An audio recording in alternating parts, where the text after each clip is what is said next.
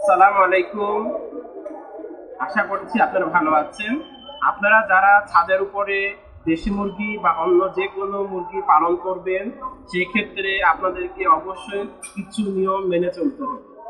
কারণ আপনি যদি ছাদের উপর দেশি মুরগি পালন করতে চান বা ছাদের উপর আপনি যে কোনো মুরগি পালন করতে চান, সেক্ষেত্রে আপনাকে নিশ্চয়ই খাঁচার ভিতর পালন করতে হবে।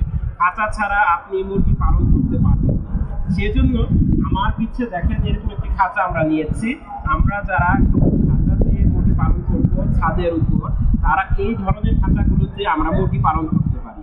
এই ধরনের খাঁচাগুলোতে মুরগি পালন করার পূর্বে আপনি যদি খাঁচা কিনে আনেন অথবা আপনার ব্যবহার্য খাঁচা থেকে থাকে, তাহলে অবশ্যই খাঁচাকে ভালো করে ধুয়ে নেবেন। খাঁচাকে কেন ভালো করে ধুয়ে নেবেন? কারণ খাঁচাতে নানা ধরনের জীবাণু থাকতে পারে। আপনি যদি খাঁচাতে এর আগে কোনো পাখি পালন করে থাকেন অথবা কোনো গৃহপালিত কোনো কিছু পালন করে থাকেন, সেই ক্ষেত্রে এখানে জার্ম খেয়ে যেতে পারে।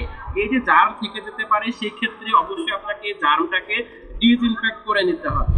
এই ধরনের খাঁচাগুলোতে আপনি যখন কাজ করবেন তখন অবশ্যই আপনাকে ভালো করে ধুয়ে মুছে পরিষ্কার করে নিতে হবে। যদি আপনি ভালো করে ধুয়ে মুছে পরিষ্কার করে তারপরে আপনি মুরগি পালন করা শুরু করেন, তাহলে দেখবেন আপনার সেখান থেকে স্বাস্থ্যসম্মত মুরগি উৎপাদন হবে, ডিম পাবেন। এবং দেশি মুরগির সবচেয়ে বড় একটি সুবিধা হচ্ছে আপনি এখান থেকে মুরগির সাথে সাথে ডিম পাবেন, আপনার পুষ্টির চাহিদাও মিটবে, আমিষের চাহিদাও মিটবে। অ্যাজ এ রেজাল্ট আপনি দেশি মুরগি পালন করে আপনি কিন্তু স্বাবলম্বী হওয়ার পাশাপাশি পরিবারের পুষ্টির চাহিদা মেটাতে আপনি তখন সমর্থ হবেন। আজ এই পর্যন্তই। আসসালামু আলাইকুম।